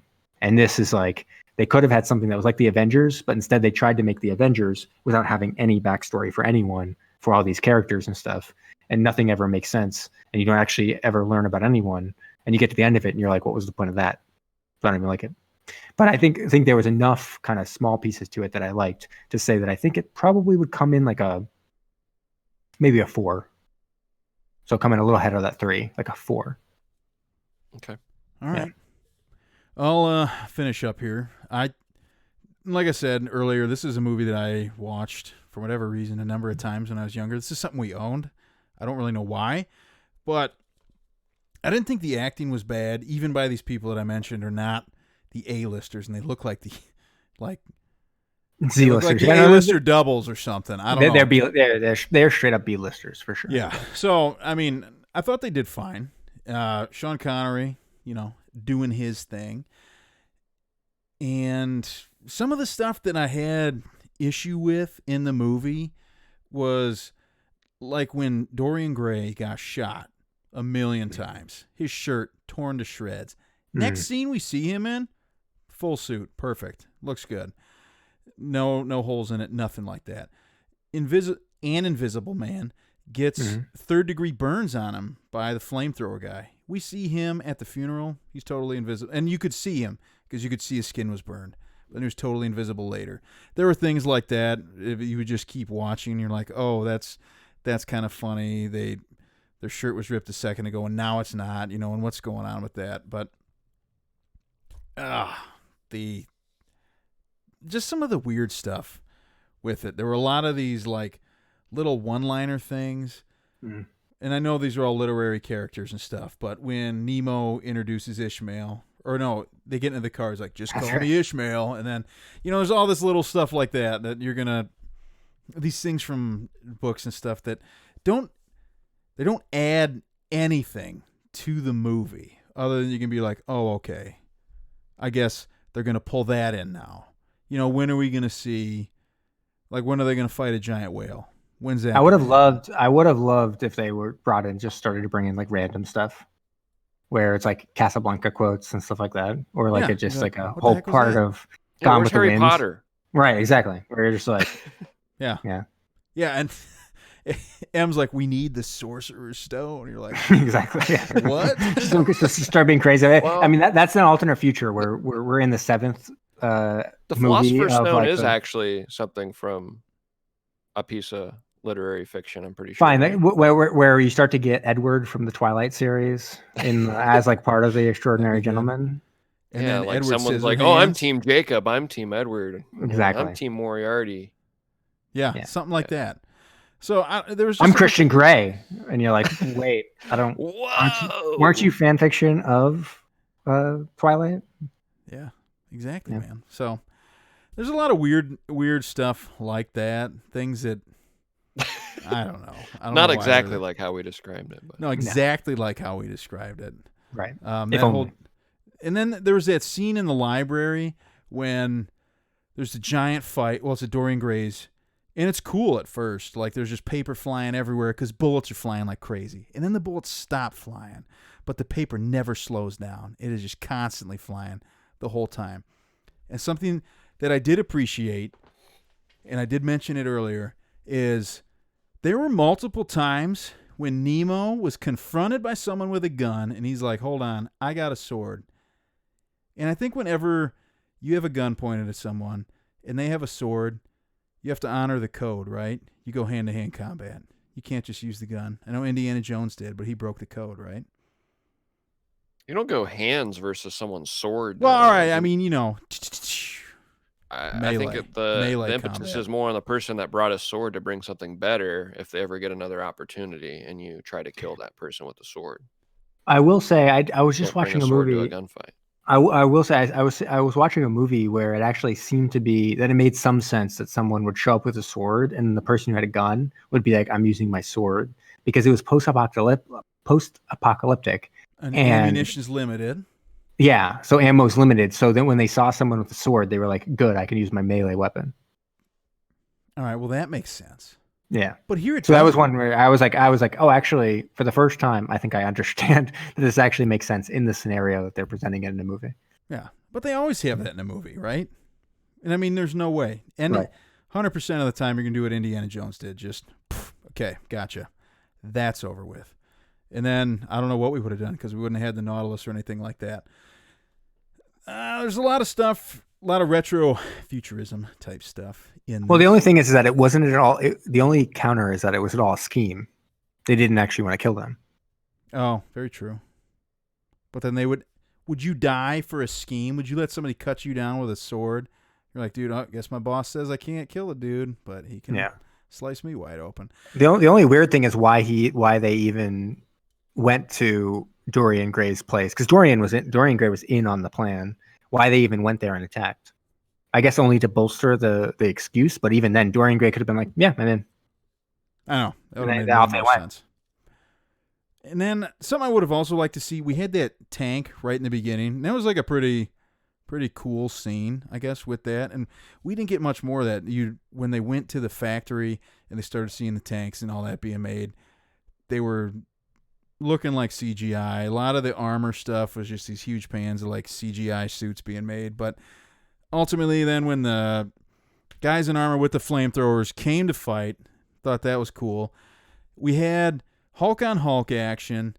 True. We had Invincible on Invincible, which didn't even make sense to me when you had the vampire and Dorian fighting, because they're like, oh, we're just going to cut each other and then heal. And I was like, well, this has to end at some point, right? But then you had humans, just normal guys, right, with Tom Sawyer, Alan, and M fighting. But we never got Invisible on Invisible fight, right? That would have been good.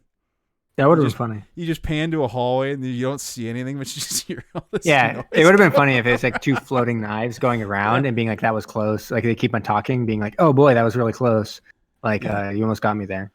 I know, just something stupid like that. But anyways, that's you're a way better writer than the writers on this one. Well, it's just amusing. It would be amusing for a second until you were like, oh, this is no longer amusing. Hey, yeah, man. but I mean, you make a 3-second joke and move on. Yeah. When I write that Tetris movie, I talked about it. It would be funny if they were both like, this is like the greatest fight I've ever been a part of, as they were like invisibly fighting. That. Yeah, that would have been really good. But anyways, ultimately, this movie is, like you guys had mentioned, it's not super great. Now I'm thinking about it. It would be funny if there was like a one where they were watching the invisible people fight, and you could just hear them smacking, like. Yeah. And then at the end, the invisible man's like, "Yeah, did you guys see that?" Yeah. See, it would have been good, man. It would have been good. That's too far. And too far? Not good. And with Skinner's character, that's something that would have worked because he's kind of the cracking jokes guy. So. Could have happened, but ultimately we didn't get that. And because we didn't get that, I'm going to come in I'm going to split you guys and put it at 3.5. Nice. Wow. Longest review ever. I think that's probably right. Should I jump into some trivia? There is quite a bit of trivia for this. Actually, we do have a love it. Oh my God. Oh my goodness. I know. Zach is on his A game for being absent today, so hold on, gang. Oh, and we've got a cat in the window. That's great. Love it. Hate it. Such brilliant source material. Such a bad film. Why? This comes from P. Moriarty. August 2004. Last night, I watched LXG on HBO. Big mistake. Why? 2 reasons. I'd read the graphic novel, and my IQ is over 73. Just seconds into the film, I was already shaking my head, both in small details and large. They'd managed to completely botch the job. Painful dialogue, embarrassing special effects, incredibly annoying characters. A script obviously written with dull-witted 7-year-old boys' minds.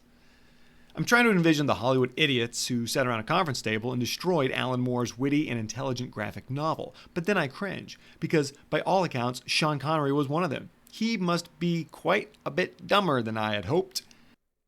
I can't remember which scene first made me say, "Good Lord, that's even worse than I dreamed possible," but I know I said it more than once. Oh, and Venice.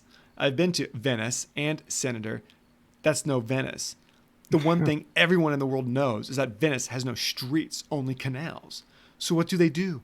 Have a car racing all over huge, completely non-existent streets in Venice? Why? What are they thinking? So many other things to insult the viewer. A graveyard in Venice. The enormous Nautilus cruising easily through canals that in the real world aren't 1/100th wide or deep enough to fit it. I can't go on. It's just too awful. Do yourself a huge favor and read the graphic novel instead of seeing this turkey.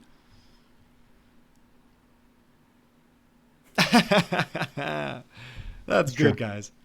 Yeah. Oh, is that what we're supposed to say? Highly Joe? underrated movie. This comes from Pi LL450 or 450.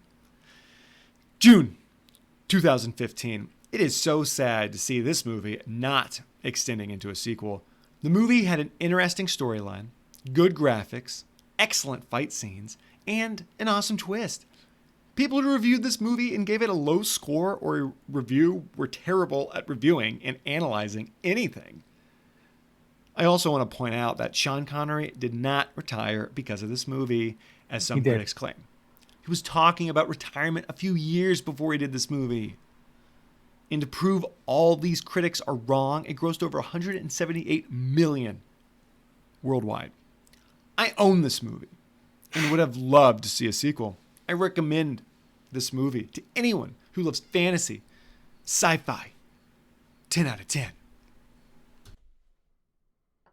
There we go. Love it. Hate it.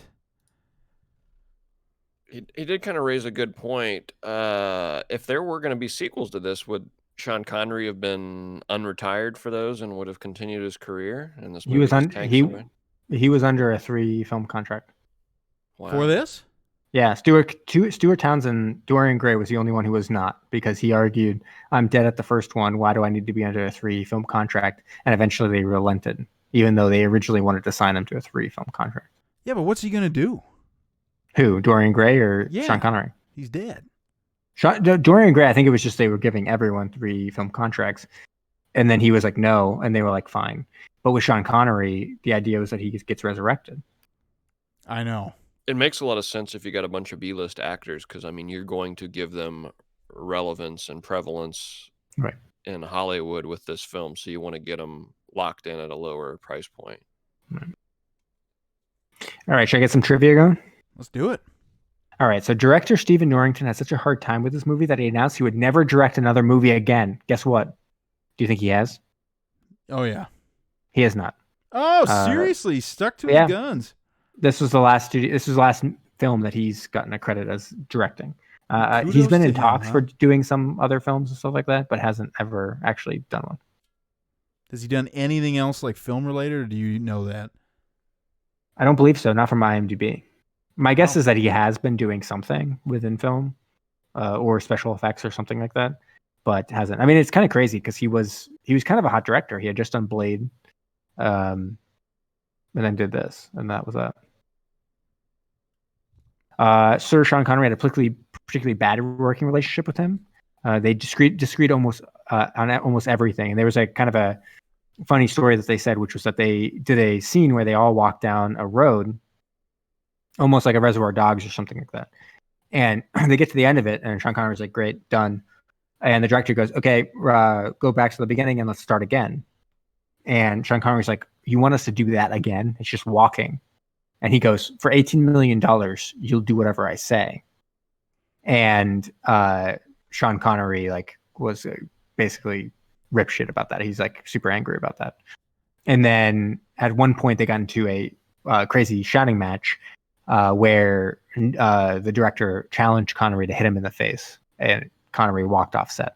What? And then he didn't show up at all. The director didn't show up at all to the opening of the film, and people were asking Connery where he was, and he said, "Check the local asylum." Yeah. They hated each other. There's some bad blood. And they basically didn't. Neither of them have done a film since.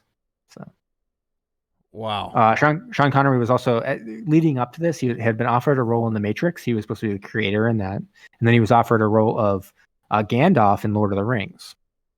Ooh. And he turned down both, saying he didn't understand the scripts anymore. Like he didn't understand the scripts he was reading. He's like, "I don't get it. Like, what is this?" And so when those became huge hits, because that was 1999, and then, well, I guess the creator was in the second one, which was like 2001 or whatever. And both of those came up and became huge, massive hits. He was like, well, they must be doing something right. So then when he was offered this movie, he decided to take it. Okay. And obviously it didn't work out super well. But Stuart Townsend, funny enough, was cast as Aragorn. Was it Aragorn or Aragon? Aragon. In Lord of the Rings, and actually was officially cast, was on set for several days, and they decided he didn't have the right look for it. Mm-hmm. Yeah. I feel like he does have the right look for it. I could see him maybe not being able to act. He was too young. They said he was too young. I was going to say, when you see, Viggo Mortensen it would tough, in that role, it's kind of hard to imagine anybody else. Yeah. A planned sequel was canceled because of the negative critical reaction and poor box office. I mean, technically speaking, it made a bit of money, but I think given the budget and given the advertising, and there was a lot of advertising for this, I think it kind of ended up being a pretty mediocre return on what they wanted out of it. That ended up being canceled. It was supposed to be, in the end, them battling the Martian tripods from War of the Worlds, H.G. Wells's War of the Worlds. Seriously. Mm-hmm. As we mentioned, they couldn't use the Invisible Man, so they had to make him an Invisible Man, which is hilarious. Alan Moore was unhappy with this adaptation and has since distanced himself from other adaptations of his work, including V for Vendetta and Watchmen. He didn't really participate too much in those following this. And in fact, the creators of the film were sued when it came out because in 1993 and 1996, 20th Century Fox was approached with the idea of a script, which is called Cast of Characters, which was using literary characters as action heroes. And what the people who sued alleged was that they had sought out something similar to just take the script that they had written and make it into a movie without having to give them credit. So they had found Alan Moore to create a comic book that then they could adapt into something similar. And Alan Moore was angry about that because it was like, what, you think I'm just going around like for a buck making something for a studio so that they can bypass like rights? Like, come on, we were already making this thing and then they wanted to adapt it because we were big names. So like he was kind of angry that the suit would even come up because obviously he's not just like making something for a studio. In a cutscene, Tom Sawyer explained that his friend Huck Finn had been killed by the Phantom, which was kind of funny. I thought that was interesting. That was even shot in the end. Got omitted. And that Tom Sawyer actually wasn't even a character in the original screenplay. It was supposed to be just the set that you saw, but for American audiences, they wanted an American literary figure, so they included Tom Sawyer. So it was added. And so then that last review by Zach said that no, it was not true that Sean Connery retired because of this film. And yes, it's valid that he was already contemplating retirement at that point. But Sean Connery has said that because of the idiots that are running Hollywood and uses this movie as evidence, that's why he officially decided never to do anything again other than voiceover work. He's done a couple things as voiceover. Which is a shame, because, I mean, granted, he's 73 at this point, and, I mean, it is getting up there. But there's a lot of guys who act. Oh, yeah. And, you know. He had at least probably, I think, 4 or 5 years following this that he could have been doing stuff. Yeah. And then I'm not going to really do some trivia. There was something interesting with Jeopardy. In 2006, they had a category where one of them was called Take This Category Last. And basically it was a warning that said, do not take this category because you won't. The questions won't even make sense because they're based on the questions in the other category. And so one of them was called Hero and Villain. So here are some questions. Holmes called the scoundrel the Napoleon of crime, even though he only appeared in 2 Conan Doyle tales. Is that Moriarty? Oh. Yep. This 1876 titled literary hero returns with a friend in time to hear his eulogy and clear Muff Porter of murder. That's got to be Alan, right? No? He was on eulogy. He returns just in time to hear his own eulogy at his own funeral. He's maybe climbing in the rafters with his friend. Oh, it's Tom Sawyer. Tom Sawyer. I'm jealous of everyone whose beauty does not die, complains this wild character. Dorian Gray. I give you 2 bits if you can name this hero of H.R. Haggard's adventure tale, King Solomon's Mines. Now that is Alan. Quartermaine, yeah. In subsequent Jules Verne novel, we find that this Marine commander is a Raja's son named Prince Dakar. Captain Nemo. Yeah. And then the 2000 of the Take This Category Last was correct responses in Hero and Villain can be seen in this 2003 film from a graphic novel by Alan Moore. The League of Extraordinary Gentlemen. So kind of interesting. The League of Extraordinary Gentlemen actually was an entire category in Jeopardy. And you would think, that was probably some tie-in in 2003. No, 2006. 3 years later, they were forcing contestants to try to remember League of Extraordinary Gentlemen. That's great. And then finally, Phantom Zone. Ooh. You got it? Yeah, I've got the Phantom Zone, man. Right here. Engage the Phantom. Phantom's engaged, sir. Brahms already spoiled it. We got people from Below starring Johnny Depp. We got Sean Connery, who's in Hunt for Red October. It's all very easy to go from this. But it's funny that we even have to, because little known fact, but Phantom, starring Ed Harris, was actually originally conceived as a reboot of The League of Extraordinary Gentlemen. And it makes sense, right? Like, the bad guy in it was Phantom, and then they make a movie called Phantom. It's all tied together, right? Yeah. So Ed Harris, he was going to play Nemo, obviously. Billy Fichtner, he was going to play Tom Sawyer, right? The young buck. David Duchovny, he was going to be Mr. Hyde, and he's a sexy beast, obviously. It makes sense. And they're all going to be battling a ghost with a laser contraption that David Duchovny invented. He called it the Phantom, and it kills the ghost. It's supposed to be able to kill the ghost that haunts the submarine, the titular Phantom, if you will. That's why they called it Phantom. It's because there was a ghost on the submarine. And do you know who the ghost was in this case? The Phantom. Ed Harris? No, Casper the Friendly Ghost, right? Literary hero. Oh. And so, so in the end, they actually shot this entire film, and then they recut it later into Phantom that we know now. And so the only surviving aspects of the film is Casper, because he's invisible, so they were able to reuse some scenes. And so you can see it in a couple of times where he's performing some hijinks. In one case, he forces a box of oranges to spill all over the place. And that's Casper. He's like forced that guy to spill it. And then Ed Harris, at one point, he's having a seizure, and Casper pulls out his dick. It's like a joke. And that's also Casper in that case. Wow. Whoa, Classic that's a big Casper. referendum on our first episode. Wow. Well, no, I mean, I think we just didn't have the context at that point to understand Phantom. Right. I completely forgot. There were all kinds of like oranges and fruit and stuff being spilled for a while, right? We haven't seen that. Mm-hmm. There was a banana. It was in 20,000 Leagues Under the Sea. They talked about bananas bad luck, and we were like, what? Yeah. And we learned all about how bananas were bad luck. I know. It's crazy. We haven't bananas all over the boat on Das Boot. Yep. It's been a while since we've seen some of that stuff. Mm-hmm. Yeah.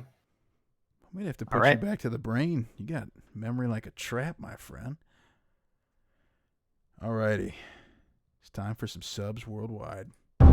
It's subs worldwide.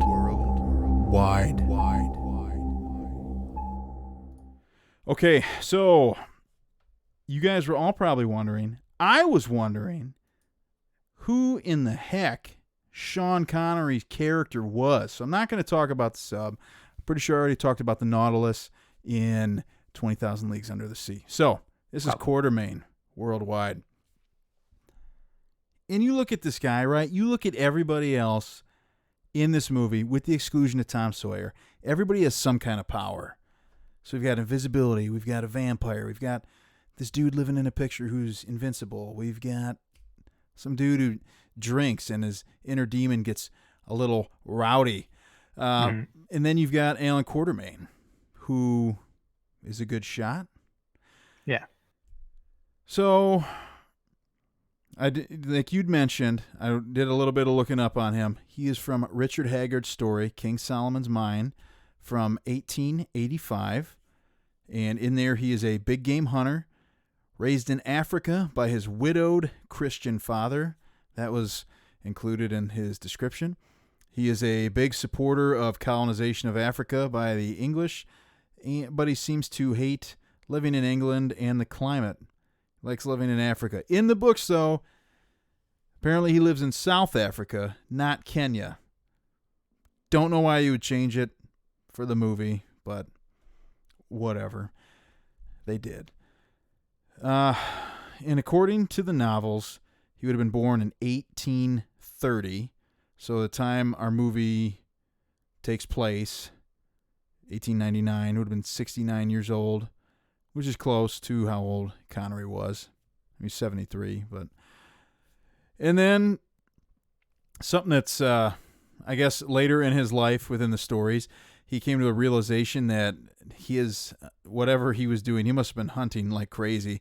His hunting had destroyed the places that he loved most, and he didn't enjoy it anymore, but he still had to hunt because it was the only way he could make money or knew how to live. And, I mean, I was kind of shocked. I didn't realize... I mean, maybe it's because it's like a British literary character or something, but Wikipedia has 24 publications listed for the Quartermaine storyline. I mean, that's a lot. And again, according to Wikipedia, you know who this character has a big influence over? A fictional movie character? Indiana Jones. You are correct. Indiana Jones. Panama Jack. Sure. I don't know if that's accurate. Well, it sounds, whatever. And Avatar. Alligator Steve, definitely. And Avatar's Sam Worthington is slated to play Alan Quartermaine in an upcoming film. Really? Is he though? Yeah. Because I'm seeing that article from 2012 saying that. Well, maybe it's not happening anymore then. Dang it. Right. That's what I'm saying. And so then you might be wondering why Alan Quartermaine was brought into the League of Extraordinary Gentlemen. And I can't answer that. I have no idea. I have no clue why he was included. Other than that he's just like an action, a big game hunter, right? I mean... Yeah, it was because he was supposed to be able to capture Jekyll and Hyde. Like that was the point. It? That's his only role? He's basically said they needed Hyde, and the only person who could capture him was Quartermaine. Well, there you go. Now I know why. But I think in reality, the answer is they didn't have anyone in the original graphic novel that fit the age or the demographic of Sean Connery, so they had to pick someone else. That makes sense. Yeah. They could have made him the Invisible Man, but they probably wouldn't have wanted Sean Connery to be invisible. Hold on. They could have made him an Invisible Man. Sorry. It could have made... there's other people in the comic, though, like Dr. Moreau and... well, really Dr. Moreau, but couldn't they have done... Isn't there a guy in that The Most Dangerous Game? Like the bad guy? You're talking about the Dr. Moreau of the Island of Dr. Moreau? Starring Val Kilmer? I mean, yeah, they could make He's him bad. I mean, they were bad guys. Yeah, they were bad guys. I mean, they'd have to twist him to be a good guy. I was also saying like The Most Dangerous Game and the big... Yeah, Fu Manchu is supposed to be, I think, was the original bad guy of the comic, but you probably couldn't have made Sean Connery an Asian character. No, I wouldn't make him Fu Manchu. I would try not to do that. Yeah. Yeah. You know who I would have liked to see just pop up in this out of nowhere? Maybe like the Predator, something like that. He could hunt as like the enemy. No, he'd be one of the guys. He would be part of the be League of sitting Extraordinary down. Gentlemen. Yeah, He'd look good on the hanging out with poster. the Predator. Yeah. I don't like that. That happened actually in AVP. The human main character teams up with a predator to hunt an alien, and I'm just not into that. No? Was it really bad in the movie? Yeah, it's just as dumb. It's like basically the predator's like, yeah, like high-fiving like a human, being like, we did it. And it's like, you're a fucking predator. You look lame right now, teaming up with a fucking human. It's like below you. Yeah, like what honestly is the human adding to the predator? He's a predator. He's an apex predator, and really he should be predator's solo. using The entire him as idea is that the predator goes off on a hunt because it's like trying to become like a top apex predator, and then it needs to team up with a human. Like, come on, I don't like it. Not into it, and that's the conclusion. I might have to check out Predators AVP Worldwide. then, man. Is that Predator. the conclusion, Kyle? Yeah, that's the conclusion, man. All right. Predators and humans, they should not team up. Mm-mm. Always enemies. Always fighting. Always. Always be fighting. That's a quote. Always be fighting. Is that when the Predator, him and his buddy, they go get tattoos later in the movie? Right. Always be fighting. And they do a predator high five with each other. For love. And the Predator rips his head out in the spinal column, all that good stuff. Okay. Bram, you got something for us tonight? Yes. Ooh, buddy. Should we do it? Should we play that music? Yeah. Yeah. I'm ready to dance. Tube 3 ready to fire, sir. Commence the countdown. 3, 2, 1. Give it to me. All right. Okay, so I full disclosure, napped to the time I was going to spend working on a very nice countdown. I was an hour late, or smash cut. I was prepared to be an hour late, but I threw something together while we were getting set up to take a little deeper dive on 8. These are the top 8 extraordinary gentlemen based on literary icons that appeared in this movie. So just a little bit of a deeper dive on who these guys are and where they came from. So 8 references to literary icons. Number 8, we're going to start with Alan Quartermaine, and just going to breeze through this one since you did the deep dive on this. He's from King Solomon's Mines and its sequels by H. Rider Haggard, written in 1885. I'm not going to go any further on that one. Number 7, Mina Murray. This one's a little bit looser. Mina's character was inspired by Bram Stoker's 1897 Gothic horror Dracula. In the novel, she is engaged to Harker, who becomes imprisoned in Dracula's castle. After his escape, Mina is bitten by Dracula, but soon teams up with Abraham Van Helsing to kill the vampire. So, vampire huntress. Van Helsing didn't show up in this. Van Helsing does show up in Penny Dreadful, though. Spoiler alert. I think he dies really early in the series. Man. Yeah. Spoiler. I mean, I guess you said spoiler alert, so. I'd say spoiler alert. You give people like a quarter of a second to pause it right there. Yeah. I think I gave him enough time. Number 6 is The Invisible Man. Hawley is loosely based on the character from H.G. Wells's The Invisible Man. So I guess the character's name is Hawley in the comic books. And it seems like they were tiptoeing around some stuff in the movie version where they couldn't really call him the Invisible Man. But Invisible Man, published in 1897, novel chronicles the anti-hero's misguided adventures and crime sprees and his attempts to terrorize 19th century England. The upcoming film, we don't need any of that information. Number 5 is Captain Nemo. Nemo is based on Jules Verne's Incarnation, first seen in the novel 20,000 Leagues Under the Sea from 1870. He is a solitary man, choosing the depths of the ocean over spending very much time on land. 1850, is that the old, or was that what we said? 1870. Is that the oldest? That might be the oldest character. That he is. Captain Nemo is the oldest character that is referenced in the League of Extraordinary Gentlemen. Number 4 is Dr. Jekyll and Mr. Hyde from Robert Louis Stevenson's novel, The Strange Case of Dr. Jekyll and Mr. Hyde. Written in 1886. Tells the story of a man tormented by transformation into a hideous, fearless, and malicious beast.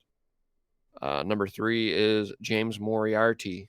He is known in literature as the constant adversary of Sherlock Holmes, whose adventures were written by Sir Arthur Conan Doyle between 1887 and 1927. He is a mathematical wizard and criminal mastermind who causes the detective much strife. Number 2 and 1, I had to add that wasn't even on this person's list. I'm like, how did you not catch these guys? Tom Sawyer is from The Adventures of Tom Sawyer, written in 1876 by Mark Twain. And number 1 is Dorian Gray from The Picture of Dorian Gray by Oscar Wilde in 1890.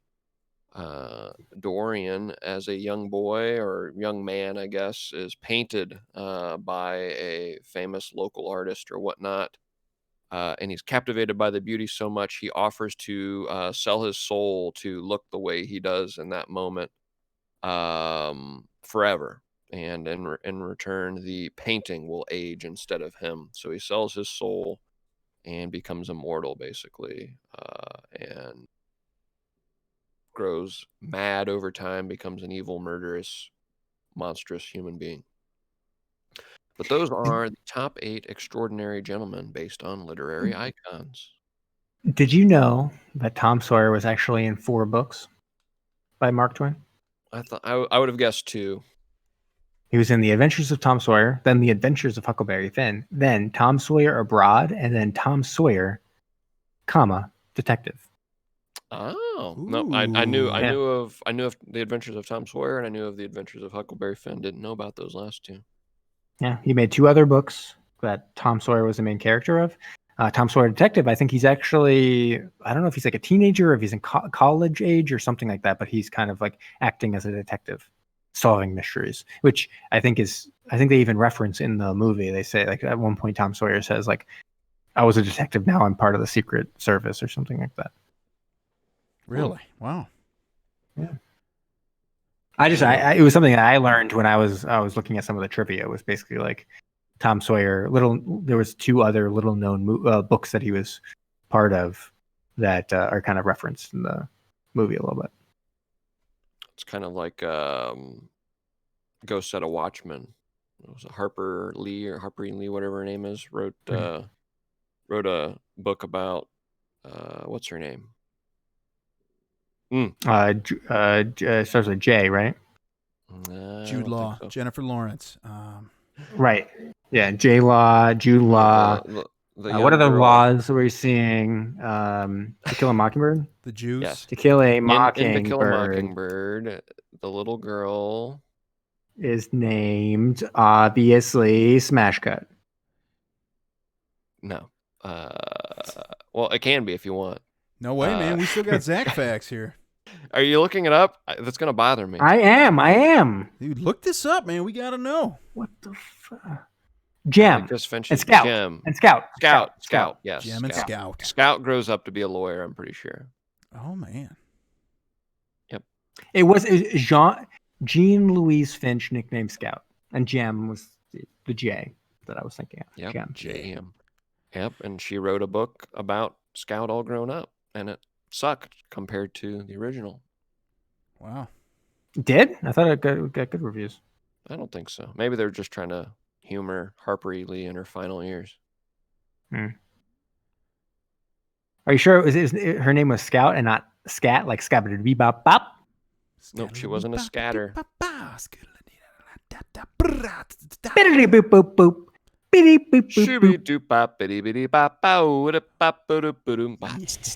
welcome to Scatcast. All things scat. You want to learn how to scat?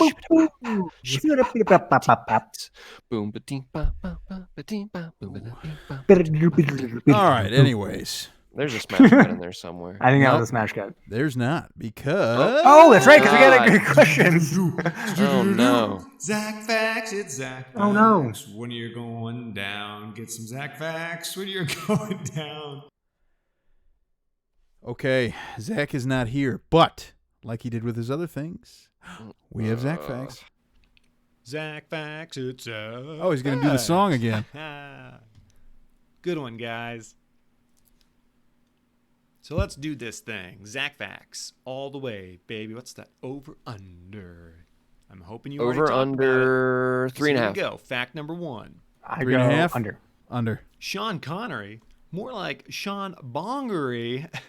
Apparently, No. Sean was puffing the magic dragon so much, he started ordering interns to call him 007. I like that one. Hold for laughter. Yeah. Hold for It was laughter. good. Holding for laughter. Fact number 2. More people on Earth think PETA Wilson is the head of PETA than any cow about to get slaughtered. Hold for applause. You know, he's trying to... Not he's happening that laughing. time. I don't get it. I'm out. And I here don't we get it. go, Not the happening. final fact and the greatest fact of them all. Under. If you were to look up this movie on IMDb, there are over 250 plot words for a total of 288 plot words. And here's the best fact of them all. They start like this. The plot words start like this. Year 1899. Mina Murray character. Time bomb. Eternal youth. Portrait. Reference to Oscar Wilde. Professor Moriarty. Invisibility potion. Invisible. Deception. Love. Captain Nemo character. Dorian Gray character. Reference to Sherlock Holmes. Mina Harker character. Dominion. Dictator. Overlord. Fangs. Sucking blood. Bloodsucker. Knight. Assembly. Are you letting him? Same. Is he doing all of them? Male scientist. I have no idea. Motor I hope vehicle. not. Man. This doesn't seem like a Look Zach at Fact. those car, sound- woman. Handgun. White tiger. Male captain. Bladed weapon. That was a white tiger. Nighttime explosive. Glass vial. Male versus female. Erlenmeyer flask. Aircraft. This is not a Zach Fact because Man it's killed. real. Because he's Dog. reading up keywords from Mustache IMDb. man. Airship. Hunter. Photograph. Man. Mustache man. American abroad. East London docks. Male hunter. Female scientist. How long does it go? You got to stop it. Mr. Edward Hyde character. Dorian Gray, based on a comic book. Disowned by author. Target practice. Disarming someone. Flamethrower. Pistol. Machine gun, sword, duel brawl, axe, knife, sword, cane, gunfight, vampire bite, painting, fencing, Dr. Victoria era, suicide pill, falling from height, stabbed in the head, stabbed in the back, shot in the shoulder, hostage, exploding, building, car accident, winner, sea, elixir, underwater, target shooting, suicide, Siberia, shaving, sea, captain, rifle, potion, poison, monster, Siberia, that's not even right. infiltration, immortality, gramophone, fortress, firework, dirigible, crushed to death, cemetery, capture, betrayal, automobile, Kenya, burial, Venice, Italy, London, England, Germany, England, Berlin, Germany, skeleton, murder, vampire, invisibility, Jekyll and Hyde, split personality, American, radical transformation, 5-word title, ends with funeral, superhero team, action hero, strong man, hand-to-hand combat, fist fight, mentor, God, protege this- relationship, evil man, I free, got dark, into a heroine, set. I settled it anti-hero, for a while, unlikely and hero, now I'm hero, not DC into it Comics anymore again. mutation. Studio, logos, sexton seeks segues into film. Segue. Warmonger, martial arts, dual personality, based on comic, title spoken character. That's half. Oh, my I'm not God. Thank God. That's your facts. Boo. Wow. Wow. All right. Amazing. Man, and A lot of just to keywords think, there. We thought we were done and we were doing the smash cut sequence a little bit ago. Yeah, you We did. were scatting away. Yeah, you guys were scatting a little bit too long, but do not forget, right now we have We got got one to more. get into letters from listeners. And now, it's time for a letter from listeners like you. So we did have this letter last week, and unfortunately, our episode went so long. I think we're getting pretty long here tonight anyway. But We're getting close. we're getting pretty darn close. So we had to push that one off. But now, and it's also much more applicable to our episode tonight. So Actually, yeah, that's true. From Nick, listener Nick, thank you for your question. Which fictional submarines or submersibles do you wish were real and why? Should I go ahead? Because I feel like the answer is obvious. It might be. Too. One. Yeah. So the USS Wet Floater / the Merv. I think those are the top two. Obviously. We want those to be real. But the only problem is that they're not fictional because we're real and we're in a submarine right now. Right. So that's kind of the one problem with it. Otherwise, I think the obvious answer is Yellow Submarine because we could all live in on it together and we're best friends. I thought the obvious answer was the one we just watched. The Nautilus. The Nautilus with the for a few reasons. One, the speed is uncanny. Right. I mean, Sure. truly impressive and unparalleled by anything moving in the ocean. I mean, that was faster than a speedboat. Yeah, for sure. I mean, they made it all the way to Mongolia, the ice lakes of Mongolia, in just a couple days. Yeah. Two, super luxurious. There was parts in there where it was marble columns and There was a whole statue of some war god in there too. The god of death. It's huge. Yeah. Mm-hmm. A lot going on. Gorgeous ornate architecture. And three, it apparently is amphibious or something because it can navigate canals that are only 1 meter deep. Very true. But just a quick question: Can we live on it as best friends and hold hands? Yes. Oh, okay. So in There you that go. case, I'm okay with it. Now, I kind of think the Nautilus from 20,000 Leagues Under the Sea that we watched with the late, great Kirk Douglas. I mean, that one's smaller, a little more maneuverable. The one you're talking about is huge. I couldn't just take that out for a spin. And we didn't see, I guess this one does have submarine-launched ballistic missiles, which is pretty sick. But I didn't see it electrocute anyone. Also true, but they didn't need to Yeah. because they had the ballistic missiles. Because what happens if a squid attacked? They just blow it to smithereens. But you'd have to have that thing just shoot right back on you, and you'd probably blow a hole right in your side. But I think I don't know. we're all overlooking the obvious answer because it also says submersibles, which I'm going to throw in mini subs here. So from Voyage to the Bottom of the Sea, that mini sub Yeah. that we heard, great things about, and then it just blew up in the 5 seconds we saw it. So I was gonna make the joke that it was Neptune Factor. So that's the one we wanted. oh, I was thinking that also. The Canadian submersible that comes to the rescue. Yeah, a good one. Yeah, but there we could definitely hold hands and be best friends. But Ernest Borgnine would also be there. Oh yeah, The best friend of all. I mean, is that a perk? I guess that's a perk, right? it's a perk, man. You remember the bromance between Borgnine and Glenn Ford? Yeah, man. He's But gonna that's the be there problem, you for can't when wheedle you your when way you in. kill your own wife and kids. That's true. Good call. Now, never mind. That wins. That's the one. So we all agree then? Yep. Well. I second it, and I third it, and I fourth it, and I fifth it, Wow. You're going to fifth it even? and I sixth it. I seventh it. All right. Zach 2.0 here. Let's not count the entire known numbers known to man. You think he can do it? Technically uncountable. But that's fine.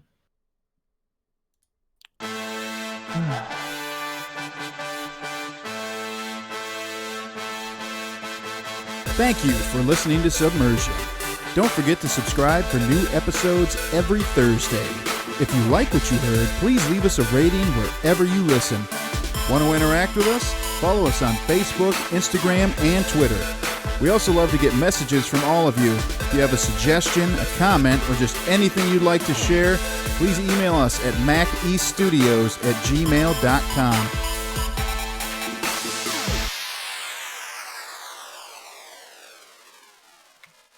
Jamie